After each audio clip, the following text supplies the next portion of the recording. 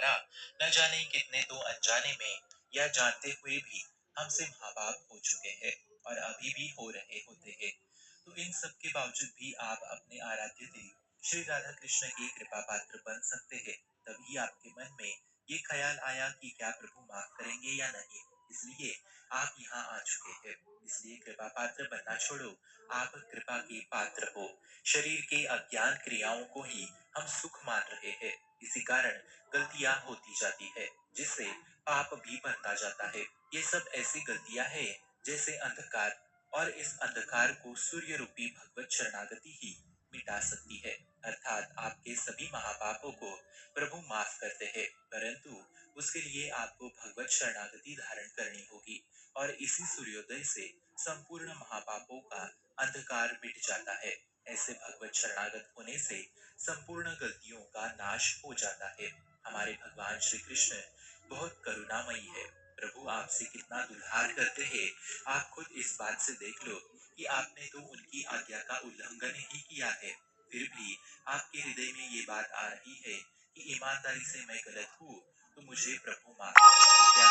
ये प्रभु की तरफ से प्यार है आपके लिए, इसलिए ये बात आपकी बुद्धि में आ रही है। आप पूर्णतः निश्चिंत रहिए, बस थोड़ी सावधानी से चले कि शास्त्र विरुद्ध आचरण ना होने पावे।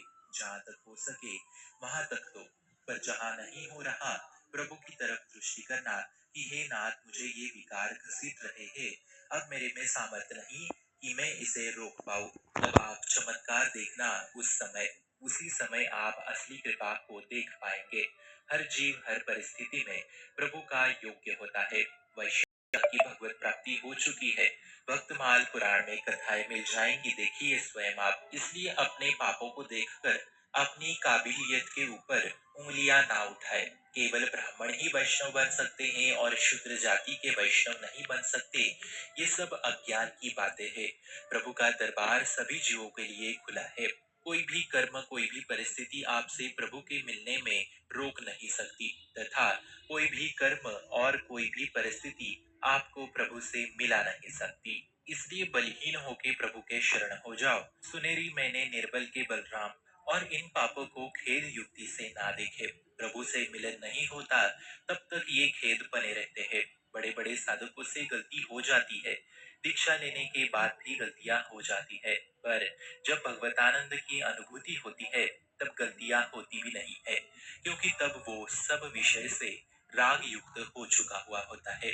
इसलिए बिल्कुल बेपरवाह रहो। इससे हम पाप प्रवृत्ति को बढ़ावा नहीं दे रहे हैं कि लोग और पाप करें और शरण लेते रहे, ऐसा नहीं है। ये हम पाप प्रवृत्ति को उपासक को भगवत मार्ग के लिए उत्साह दे रहे हैं, और जब वो भगवत मार्ग पे आता है तब वो पुनः पाप नहीं करता। हाँ, उससे शास्त्र विरुद्ध आचरण विकारों के कारण होंगे, पर पाप कदापि नहीं होगा। हम सब जानते हैं कि प्रभु का स्वभाव कैसा है, इसलिए हम प्रभु की तरफ सबको प्रेरित करते हैं। स्वामी हरिदास जी कह रहे हैं, इहारी मायावादी पसारी विचित्र सुनी मुनि मोहे कौन कहे हरिदासी, तुम्हारे हम जीते। अर्थात वो प्रभु को कह रहे हैं कि आपकी माया के द्वारा ही मैं हार गया हूँ, इसलिए सही मायने में आप हारे और हम जीते। इस पे प्रभु भी मुस्कुरा पड़े और कहने लगे, चलो आगे, हम है साथ में। यदि कर्मों पे दृष्टि डाली जाए तो हम भगवत मार्ग के लिए भी लायक नहीं है, पर फिर भी आज हम यहाँ हैं। यही कृपा है संतों की और प्रभु की भी। इसलिए निश्चित रहो, भगवत शरणागत रहो। जहाँ तक हो सके वहां तक बुरे आचरण मत करो। जब नहीं हो रहा तब प्रभु की तरफ देखो कि हे नाथ बचा लो, फिर आपका पतन कभी नहीं होगा। नामे भक्ता प्रणस्थिते, ये प्रभु के वचन है, उनके चरणों का आश्रय रखना।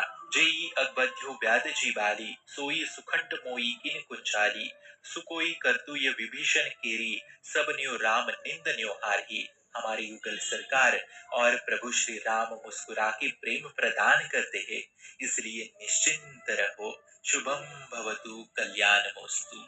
भक्ति का प्रसार करने हेतु इस चैनल को अपने मित्र और परिवार संग शेयर जरूर करें, और भक्ति दृढ़ करने हेतु इस चैनल को सब्सक्राइब करना ना भूले।